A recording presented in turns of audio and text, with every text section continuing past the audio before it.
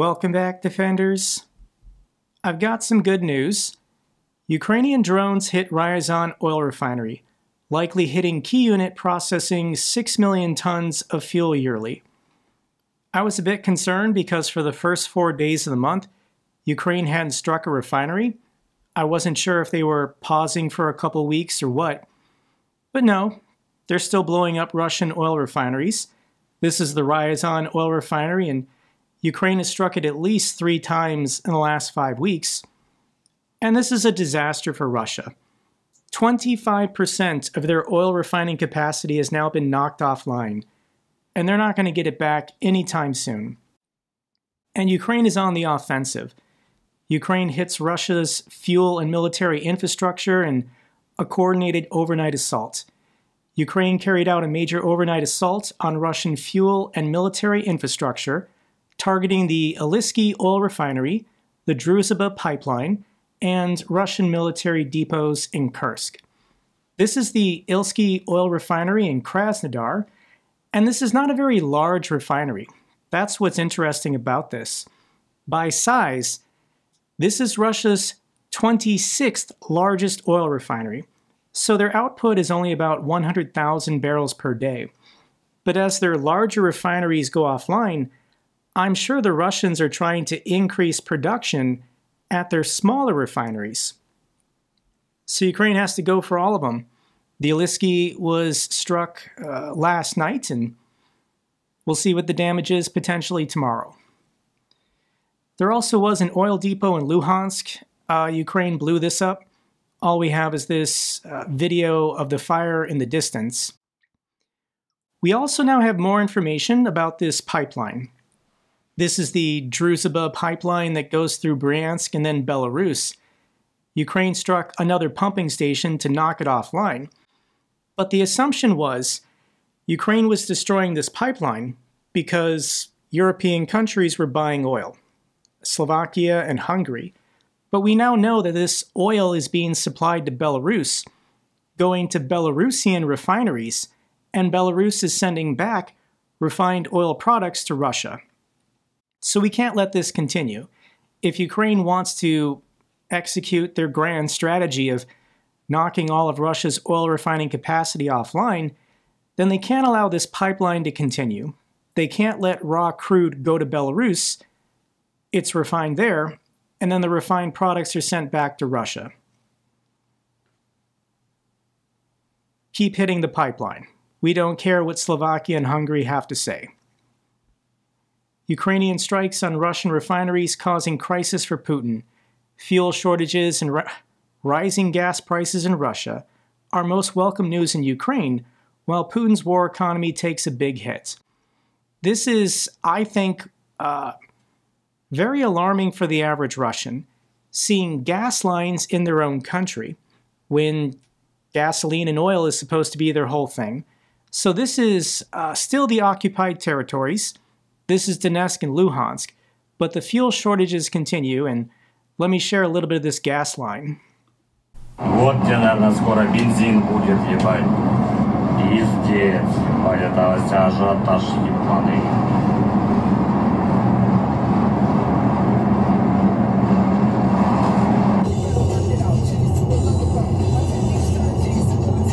Только что бензовоз заправился, очередь стоит. Заречный. В Донецке появился дефицит 95-го бензина. Большие очереди на заправках, на которых он все-таки есть. Стоит 75-50. Я не понимаю, почему такой серьезный дефицит. А не знаете, с чем это связано? Вот 95-го нигде нет. С чем это связано, никто не знает. Очередь становится все больше и больше. Gas lines are getting worse, but I think this is actually really telling. This Russian says, "We don't know why there's a shortage." He asks the gas station attendant, and the gas station attendant doesn't know why they don't have gasoline either. Russian state media is not talking about the refinery strikes. They're not talking about the gas shortage. For ordinary Russians who don't pay attention to the news, they're just going about their daily lives, trying to fill up their car, And they can't, which is why they're asking questions. And we're seeing more videos of Russians asking questions why they're an oil superpower and they don't have gasoline. I stopped by the expert gas station. Here's the situation. There's no 95 gasoline. There's a limit of 10 liters of 92 gasoline per person. And gas prices have gone up. This 92 Ultra is already 60 rubles. So what kind of stability is this? Our gas and oil state can't even supply fuel to the people. Prices keep rising. What kind of stability is this? So are we just supposed to wait stably until gas hits 100 rubles per liter? We have our own oil and gas. This is how our state manages prices. It effing doesn't. I think it's very telling that he said the word stability 3 times, because this is what Putin promised the Russian people. Surrender all political power to me, and I will make sure there is stability in Russia. This includes affordable gasoline. So right now, Putin is breaking his promise to his people. What are his people going to do about it? There are more videos. Here's a Russian woman complaining. I'm not going to read it. And she shows that her local station is out of gasoline. But this is in Taganrog. Taganrog is just outside of Rostov-on-Don. So this is not the occupied territories. This is not Ukrainian territory. This is Russia proper, where they are out of gasoline at local gas stations. There are gas lines and ordinary Russians. Is Rostov-on-Don considered a core territory? It's a pretty big and important city, and right now they're having fuel shortages. This is only going to get worse, and we get to watch this, guys, over the coming weeks and months of ordinary Russians finally figuring it out that there are consequences to this war. Their daily lives will be disrupted. This is also good news. OPEC Plus will likely raise output further starting in October. For whatever reason, Saudi Arabia wants to pump more oil. Pumping more oil will mean everyone gets a lower price because supply will be increasing. When we check in on the price of oil, this is ICE Brent. It's currently at $65 a barrel. And it's back down to where it was at the beginning of the summer. Usually energy prices spike during the summertime, but it's now going down, with OPEC promising to produce more. So potentially the price of oil will be, we can go out to a 5-year chart. It's going to be at a 5-year low, probably by November or December. This is bad news for Russia, as they're dependent on this revenue. They want a higher price for a barrel of oil. Beyond going after the refineries, Ukraine is continuing their plan, working on radars and air defense systems. They are intently focused on taking out radars and air defense systems in the occupied territories in Crimea. This is a video of a Buk M1 air defense system that got destroyed. This is a Russian Buk M2. I'll link the videos down below. But this is, over the last couple weeks, Russian forces lost a substantial amount of air defense assets in occupied Crimea, as well as the occupied parts of Kherson and Zaporizhia, especially the radar components being targeted by Ukrainian drones. This is the operation happening in real time. It's going to take weeks, but as soon as all the defenses in this area are down, I think you guys know what's going to happen. Stay tuned, let's give it another month. That's Ukraine's winning strategy. Russia is just sticking with random terrorism. Ukraine hit by war's largest aerial assault, 805 drones, 4 people killed, government building ablaze. The number was modified and it's now confirmed 823 drones and missiles. This was the largest ever single-day attack by the Russians in the air. Not a coincidence. Russia is trying to increase production. And I'm confident, guys, within the next couple weeks, there's going to be a 900-day and there's going to be a 1,000-day. Russia can't make progress on the ground, so they're going to increase their terror attacks in the sky.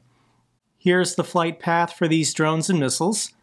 Russia is trying to make it as complicated as possible, and you can see from these flight paths, these drones will loiter in the air. They'll circle before picking a final direction. This is also not a mistake. One of these drones did fly into Poland and crashed in Poland. Does Poland care? I don't know if they do. But this is the big story. Russia hit seat of Ukraine government in war's biggest air attack. This is the Cabinet of Ministers building, and the Russians deliberately targeted the office of the Prime Minister. This is Yulia Sviridenko. This is what she posted this morning. This is how the headquarters of Ukraine's government now looks after this morning's Russian attack. Our whole team works in this building daily. Fortunately, no one was injured. Russian barbarism will not halt the work of Ukraine's government. Normally I read the subtitles for you, but I'm going to play the video so you can see the damage. Я прем'єр-міністр України Свириденко Юлія знаходжусь тут, в будівлі уряду, де ворог вперше за час повномасштабної війни влучив у будівлю уряду в самому центрі міста Києва. Ми бачимо наслідки цієї ворожої атаки. Локалізована пожежа на площі 800 метрів квадратних. Наші рятувальники продовжують тут працювати.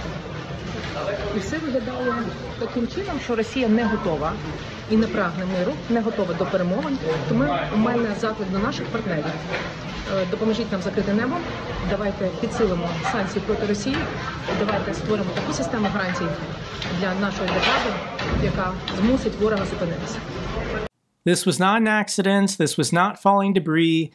The Russians deliberately targeted the office of Ukraine's prime minister in a targeted attack. And it's just barbarism. Apparently, this is also a military target. Russian drone strike kills 7 horses at an equestrian club near Kyiv. The Russians targeted an equestrian club to kill horses. This is who the Russians are. They gleefully kill animals. Russia can produce up to 2,700 Shaheeds per month, according to Ukrainian intelligence. Ukraine has been striking their drone facilities and any factories that contribute components, but Russia is still finding the parts to produce about 27 Shaheeds a month. That's about 100 a day. If Russia pauses for a couple days, they can store up inventory and then have one of these massive nightly attacks. Russia doesn't know what else to do, so they're going to continue doing this. The good news is that Ukraine's anti-Shahed stingers are getting better. This is the Wild Hornets. They put out a video showing their interceptor drone taking down a Shahed. I know the strike last week, they claimed 30 successful hits. Maybe today they'll report how many they successfully took down with these anti-Shahed stingers, but it's still a technology in development, while Russia already has the advantage in production. I also want to mention this story. Russian strike on Danish demining group in Chernihiv kills 2 and injures 8. These are civilians from Denmark who were just demining fields so farmers can get back to their farms. They're in white vans, they're wearing blue vests, they have no weapons. And Russia deliberately targeted them with a ballistic missile to send the message, nobody should be helping Ukraine. We are going to kill every last Ukrainian until they submit, and anyone who comes to the country to help Ukraine, we're going to kill them first. So this is why I'm not really taking serious any of this coalition of the willing talk. According to President Zelensky, Ukraine secures backing from 26 nations for post-war peacekeeping force. There's pictures and videos and headlines. It makes people feel good that we're having meetings like progress is being made, but progress is not being made. I am going to read this statement from the President of France, but there's a problem. The Coalition of the Willing, which is a coalition of peace, has today put forward and clarified, with a military and political commitment the contribution of its 35 members in order to provide guarantees of peace and security to Ukraine. We have put ourselves in a position to provide the means for a regenerative of the Ukrainian army so that it can not only withstand any new attack, but also deter Russia from any further aggression. This is the first pillar of security guarantees, the most important, the most indispensable. The second element of these peace and security guarantees is what we have called the reassurance forces. Indeed, today we have 26 countries that have formally committed. Several others still need to clarify their positions, but 26 countries have committed to deploying reassurance forces in Ukraine or to be present on its soil, at sea, or in the air in order to provide the reassurance to Ukrainian territory and to Ukraine in the days following a ceasefire or peace. This is the president of France saying that 26 nations are ready to go into Ukraine with military forces to help secure the peace once there is a ceasefire from the Russians. Can you figure out what the problem with publicly saying this is? Promising Ukraine security guarantees only after a ceasefire is like promising water to someone dying of thirst in the Sahara only after it rains. Additionally, if more military help, more military forces are going to go into Ukraine if Russia stops the war, then this is an incentive for Russia to never stop this war. Russia wants all of Ukraine. Russia rejects Western security guarantees for Ukraine after coalition pledges their forces. Foreign troops in Ukraine would be a legitimate target for destruction by Russia. This is Putin warning, stay out of Ukraine. It's mine. And not just Donetsk, not just the Donbass region, all of Ukraine. They say this on Kremlin state TV every single day. Apti Aludinov says Russia wants all of Ukraine. This is the head of the Chechen forces, and I'm not going to read the clip, I'll link it down below. But they say this every day. The Russians want all of Ukraine. They will never be satisfied with any land swaps or concessions until they get absolutely everything. Here is Chancellor Merz. I want to read what he has to say about the failure of deterrence. What worries me, we are currently not able to exert enough pressure on Putin to end this war. We are dependent on the help of the Americans. We see that China, India, Brazil, and other countries in the world are even openly siding with Russia, and a new partnership is emerging there. This is with the so-called Shanghai format. So, what worries me, also, I'll admit, burdens me, is the fact that we as Europeans in the world are not playing the role that we should actually want to play, and that we also should play, so that our interests are sufficiently protected. And that's why I'm so committed, even if it is sometimes criticized domestically. But the German Chancellor would do his job if he represents Germany's interests globally. To my friends in Europe, you're outnumbered. People in Europe basically stopped having children. Birth rates at acceptable rates for continued growth 40 or 50 years ago. The United States also isn't having enough kids. We would be losing people if we didn't have immigration, and Trump now wants to end immigration. But here are the countries by size. India, China, and the United States, 1, 2, and 3. Then you have Indonesia, Pakistan, Nigeria, Brazil, Bangladesh, Russia, number 9, Ethiopia, Mexico, Japan, Egypt, and Philippines. Do you see any European countries on this list? Europe for 500 or 600 years had a pretty good run, economically, politically, militarily. But this is a genuine question. Is the sun setting on the European continent? If they are incapable of uniting to stop just Russia, what's going to happen over the next century when India wants to move on somebody. China wants to move on somebody. The United States wants to take Canada, Greenland, or Panama. I understand a lot of these countries are impoverished, but they have growing economies, whereas the economies of the West are barely growing or they're stagnant. And it gets worse for the United States and Europe's relationship. US to cut security programs for countries bordering Russia. Whatever Russia wants from the United States, Donald Trump is committed to doing. The US will phase out security aid for European countries near Russia. The US won't fund new training or equipment. I, of course, object to this, but Trump is just going to do whatever he wants, and he's now saying that he's not going to help Finland. He's not going to help the Baltics. He's not going to help Georgia. I don't know. Any country on Russia's borders that Russia wants to absorb back into their empire, the United States is saying we're not going to get involved.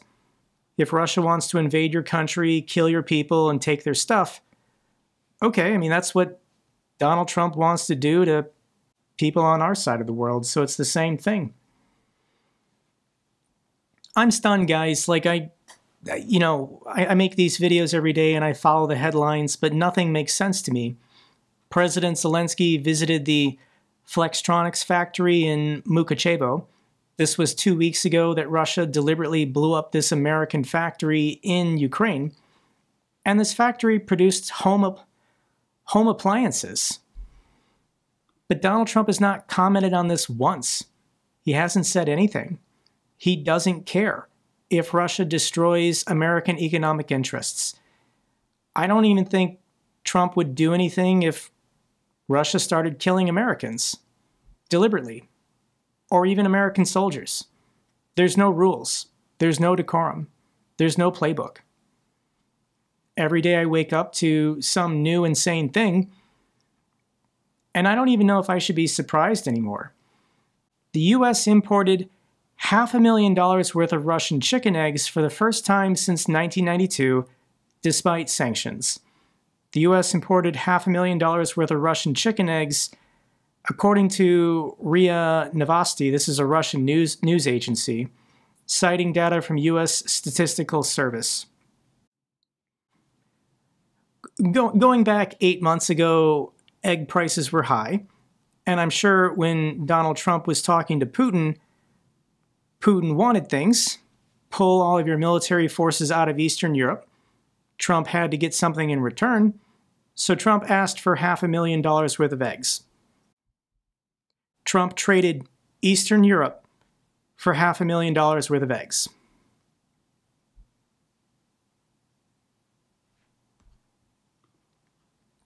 Trump says he's very unhappy EU countries are still buying Russian energy.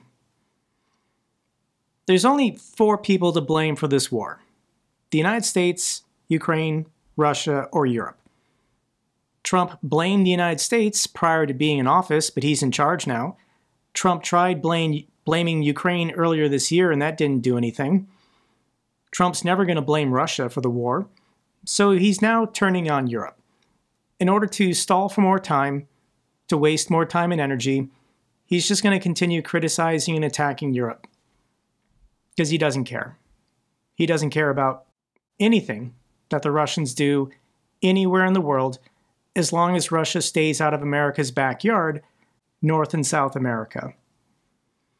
Putin continues to mock. Trump continues to give away his cards. The Europeans refuse to understand that they can rely only on themselves. Ukraine continues to fight alone because it has no alternatives. So Europe must act and not wait for Russia's consent or the US's approval. It's going to get worse. This is how stupid my government is. Trump changed the Department of Defense to the Department of War. This is now Secretary of War Pete Hegseth. And we could go into a deep dive of the history of why every nation in the world changed their Department of War to Department of Defense, Ministry of Defense, Council of Defense. And the reason why is because war is not acceptable. We decided in 1945 with the UN Charter that no nation can just attack their neighbor, redraw the maps, and steal their stuff. That is war. The only acceptable use of military force is in defense if you're attacked. So every nation in the world by 1948 had changed the name of their department from Department of War to Department of Defense, because war is not okay. It's not a good thing. But Donald Trump is an idiot, and he loves these PR moves, these publicity stunts. It's all about grabbing people's attention, even though real world this has no impact. And Trump said, we could have won every war, but we really chose to be very politically correct or wokey. Trump is now saying the reason why we did not win the Korean War or the Vietnam War or the Iraq War is because America went woke in 1945, when we changed the name to Department of Defense. So he's implying that President Truman, who was a World War I combat veteran, President Truman, who dropped the nuclear bombs on Japan, was woke because he approved the change. Additionally, in the 1950s, President Eisenhower, who was the Supreme Allied Commander of Europe, who defeated Hitler, Eisenhower was woke. Lyndon Baines Johnson and John F. Kennedy were both World War II combat veterans. Richard Nixon and Gerald Ford were also World War II Navy veterans. And according to Trump, they were all woke. Trump never served in the military. He took 5 deferments from his time in Vietnam. He refused to serve. None of his children have served. None of his grandchildren have served. This guy knows next to nothing about the military. He knows next to nothing about U.S. history. And he's going to lecture Americans and previous presidents who all did serve in the military, many of them in combat roles. He's calling them weak and woke because they wouldn't call their department the War Department. I'm just rambling at this point, guys, because there's nothing to be gained here. Pentagon officials fume over Trump's Department of War rebrand, and there are 700,000 facilities across all 50 U.S. states and 40 countries worldwide that have signs that say Department of Defense, plaques that say Department of Defense. To change everything, every lettering, every wording to Department of War, this would cost billions of dollars, billions of U.S. taxpayer dollars, and it would yield no results. There would be no benefit. That's how stupid this is. Trump signing executive order to name DOD to Department of War, Walter Mitty tough guys, shallow belligerency, another bizarre signal to the international community of our unstable government. The United States is in decline. You can't trust the United States. You can't partner with the United States. Don't travel to the United States. It's not safe. Things are going to be very challenging and difficult the next 3 years because everybody in important positions are basically cosplaying G.I. Joe. This is my Secretary of War's official account saying back to work. I think the United States wants to invade Venezuela. I should probably make a separate video talking about this, but I mean, based on moving all of these assets off the coast, yeah, I think Trump wants to invade Venezuela and topple their government. Regime change, nation building. But it will succeed this time because we renamed DOD to DOW. We ended wokeness. Let's go kill some people. And this is my Vice President, J.D. Vance. Killing cartel members who poison our fellow citizens is the highest and best use of our military. Killing the citizens of another nation who are civilians without any due process is called a war crime. I don't give a shit what you call it. He's talking about this speedboat that the U.S. military destroyed, and there were 11 people on board. If you're a drug dealer, why would you slow down, weigh down your boat with 10 unnecessary people? This is a 2 or 3 guy job. operation at max. So the fact that there were 11 people inside this speedboat and all of them were murdered by the US military, I don't think they were drug runners. I think more than likely they were coyotes smuggling people out of the country, trying to either get to Cuba or Puerto Rico or the Bahamas. I don't know where they were going. But the speedboat had no chance of making it to Florida, no chance of making it to Key West. So yes, the military now just murders people whenever they suspect them of anything. As a U.S. service veteran, this is horrifying, guys. This is very dangerous. The people in charge of my government are vicious idiots. J.D. Vance doubled down. According to Democrats, let's send your kids to die in Russia. Republicans, actually, let's protect our people from the scum of the earth. Democrats have never advocated for sending U.S. forces to Ukraine to help fight the Russians, but this is MAGA's power. This is how they got into power. They just lie about everything. And amongst their supporters, half know the truth and they support the lie. The other half are idiots and they believe the lie. But as long as lying works and they keep winning, what's the incentive for MAGA to stop?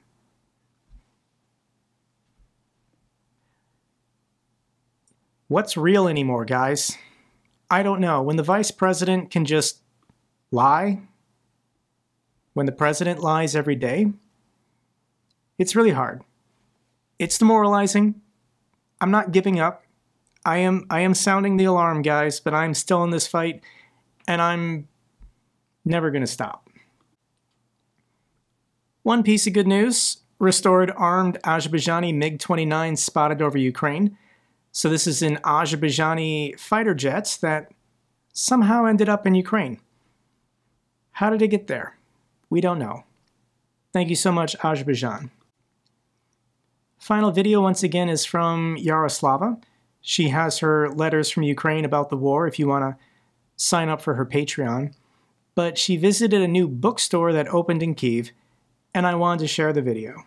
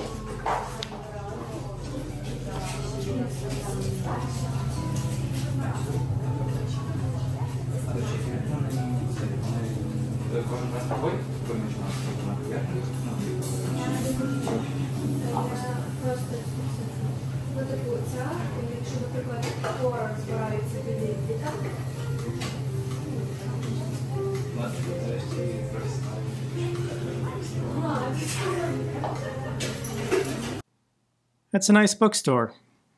That's all for this update video. Glory to Ukraine, glory to the heroes. If you found this video informative, give me a thumbs up. Best way to support the channel. Comments and questions, let me know down below. I love hearing from you guys. Till the next video, keep defending the truth, keep defending democracy.